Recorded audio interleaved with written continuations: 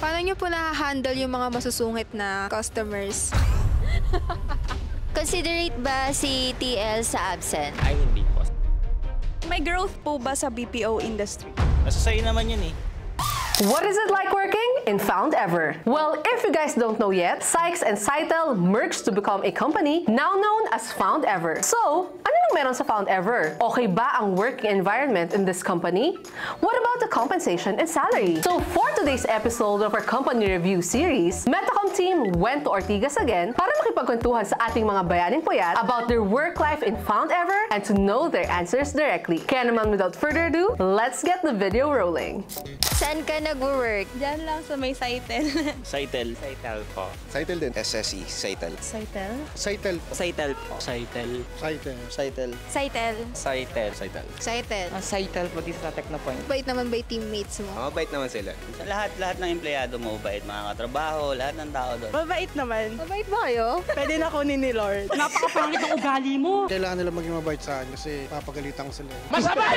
Hanggang sa mga RTA, sa mga nag-check ng oras, mabait. Very okay din. Okay naman. My teammates are very understanding na pag nasa labas ng work, we can enjoy, and if it's work, we get to work. Mabait lahat ng team namin, sobra. Sino po yung pinaka-ayaw niyo sa office? Bulong niyo po sa akin. Seryoso. Yung OM niyo po. Why Sitel? Sa dami ng companies na yan, bakit Sitel yung napili? Because they are really empowering. Sabi ko nga, there are a lot of companies that would give you this, and that, but actually, there's only a handful of companies that would provide to you empowerment and to also boost your confidence. Yun talaga ipupush ka mag-grow. Tapos, nandun yung benefits, tsaka yung workplace mo maganda. Kasi yung Sitel, magandang training ground ng mga newbies. So, if you're interested on changing your career papuntang BPO, Sitel is the best. Nababasa ko kasi hindi nga daw toxic dito, tapos safe siya. So, mahalaga kasi para sa akin na yung isang company nagbibigay sila ng non-toxic na environment para sa employee nila kasi they always have their agents trained not to be agents for the long run, but to actually be someone of a higher position. Shoutout nga pala sa mga metapips natin dyan na tenured na sa industry. Do you have any thoughts or comments that you want to share? Huwag nang mahiya, drop it in the comment section below. Gaano katagal na po kayo sa Sitel? Almost 3 years. 1 year and 3 months. 3 years na this September. 1 year pa lang. 2 months na rin. Almost 7 months. 3 years and 10 months. Almost 3 years. 9 months. 2.5 years na ako. 2 years. 2 years and 4 months. 4 years. Almost 2 years. 8 years. Mag-1 year pa lang ako kaya mabait yung mga sinasabi ko. Baka matanggal ako eh. Madami po bang vacation leave and sick leave sa site? Oo, meron naman siya, meron naman nakalat na mga sick leave tsaka vacation leave. Yung SL ba is sick leave or shenglot leave or sleeping leave? Shenglot leave kasi naka-gin kahapon. Nani? Sakit pa ulo, be. Pareho lang yun. Sinabi mo bang sick leave ka kahit may hangover ka lang? Yes, maraming beses. Yabang talaga nito. Mahirap po ba yung account na hinahandle? Nung una, ang hirap mag-adjust. Medyo mahirap. Oo, mahirap sa simula. Sakto lang siya. Mahirap. More complaints, more pan. Stress din ganun. Pero kaya naman para sa kinabukasan. Depende kasi sa customer eh. May mga times talaga na sobrang hirap ipaliwanag kay customer. Kailangan mo lang talagang mag-strategize. Kailangan mahaba din talaga yung pasensya mo kasi wala namang magagawa sa mga ganun. Kasi natural din na magrereklamo sila. Stress pero friendly neighborhood. Kahit mahirap yung account namin kasi mostly mareklamo. Pero As you go along the way, makakapa mo naman siya eh. Paano nyo po na-handle yung mga masusungit na customers? Drop call. Mindset ba? Mindset? Mahirap siya kasi hindi lang naman yun na magte-take ka ng call, sasagot ka lang. Siyempre may mga process din. Tapos kung paano mo i-handle yung iba't ibang problema ng mga customer. Wala namang mahirap, basta masaya ka. Patingin niya kung paano yung masaya. Kaya pa or suko na? Kaya naman. hindi, kaya pa. Laban pa rin. Kasi maganda bigayan eh. Yeah, boy. Mahirap po bang ma-hit yung metrics? Oo naman, syempre. Sobra.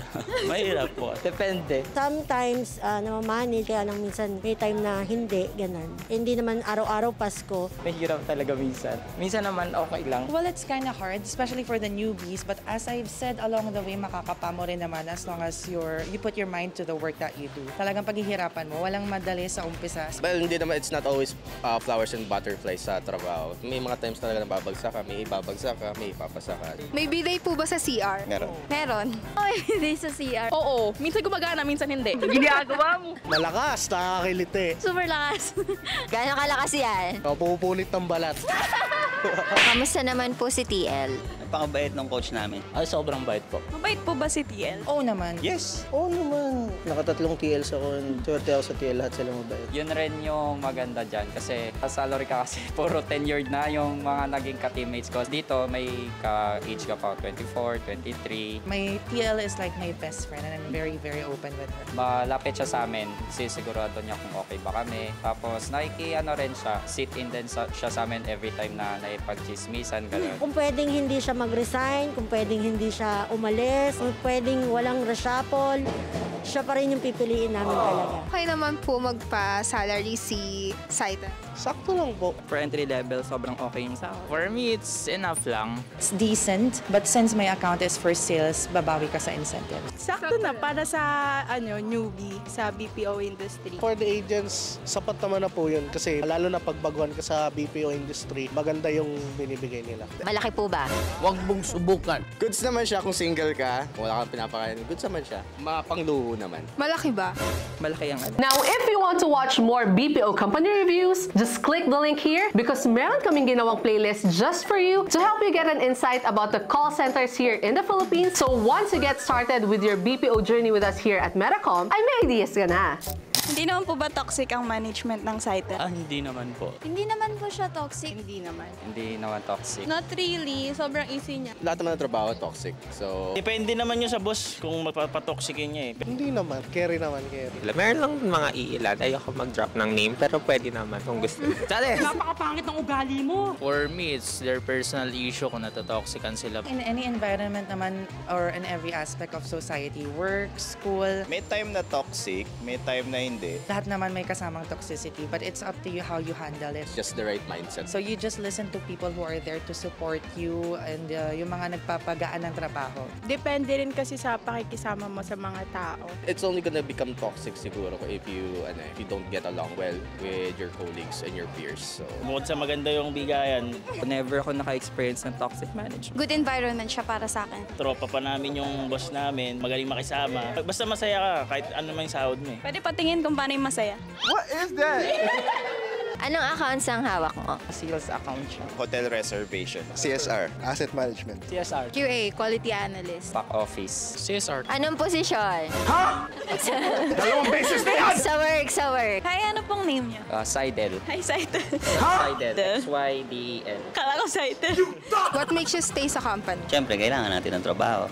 Tsaka yung ambience dito, yung mga tao, siyempre, yung mga katrabaho pa rin. Magandang pakikisama, lalo na sa mga boss. Yun talaga eh. Kasi important yun kahit toxic na yung work mo. As long as yung environment mo is maganda, mag-stay ka talaga. Nagpapastay na lang sa akin yung mga friends ko. Sila na nagpapastay sa akin. Pag umalis sila, alis ka na din. Uunahan ko na sila. Balikan yan! Ano pinagpapa-stay sa inyo dito sa company? What is the most challenging part of the job? Ang pumasok ng maaga. Siguro yung pumasok on time. Mag-OT ka ng 2 oras, tapos kinabukasan pasok mo na agad, ganun. Tutulog ka lang. Jesus Christ! Ang pinaka-challenging yung pakikipag-usap sa mga customer eh. Lalo na kapag irate talaga. Kausap mo si customer tapos alam mong tama ka pero yung customer ayaw pa rin.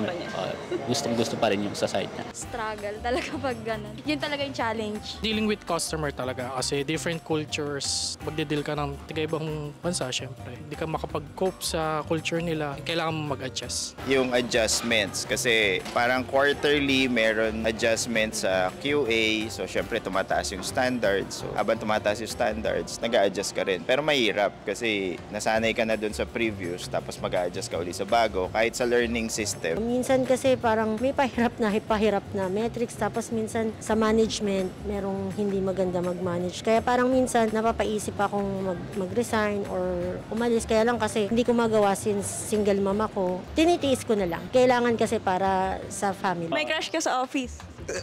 Ano? May crush ka sa iyong mga ka-team? Yan! Marami. Pati yung katabi ko. Marami. May jowa.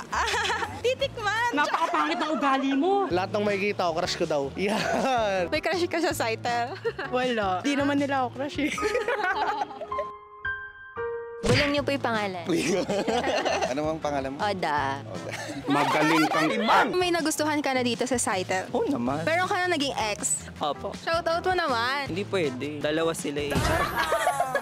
So tingin niyo po ba may growth sa BPO? Oo naman. Meron, sobra. Oo naman. Sobra. Meron naman. Meron, depende naman sa'yo. Kahit sa mga company may growth, basta pagigihan mo. Every field naman has growth, just really how you approach things. Kung gusto mo talaga mag-grow, mag-grow ka eh. Doesn't matter kung saan company ka or what field of work you have. If you just have the right focus, right interest, talaga, if you really love what you're doing, eventually you'll grow. Akala nila kasi diba, the stigma that goes around with people who work for BPO industry are it's a no-brainer job or whatnot. But actually, it's a great industry na pasukin. And I think the growth really starts from looking more as to what you have accomplished academic-wise. Bukod ba doon, maraming horizon ang pwede mong matahak sa BPO company. Malaki din yung naging growth ko as an employee, hindi lang about work but also for myself bilang isang tao. Depende kasi sa tao yun eh, kung paanong growth yung titignan mo eh. Kung paglaki ko, hindi na.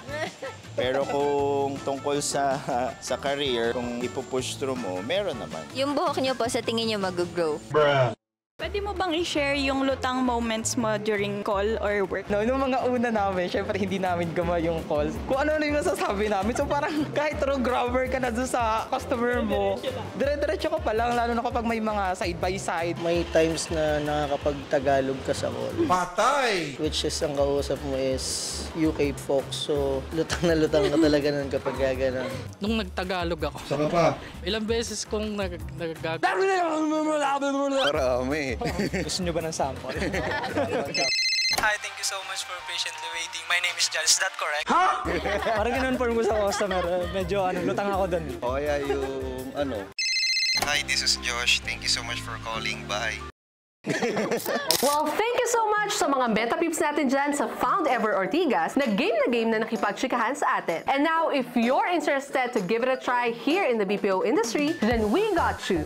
Because here at Metacom, we have a lot of accounts na newbie and career shifter friendly. Now, if you want to try working sa mga accounts na meron sa Found Ever, just fill out the link below so we can help you get started with your call center journey. And that's it for today's video. Also, don't forget to like, share, and subscribe to our official channel, Metacom Careers. See you!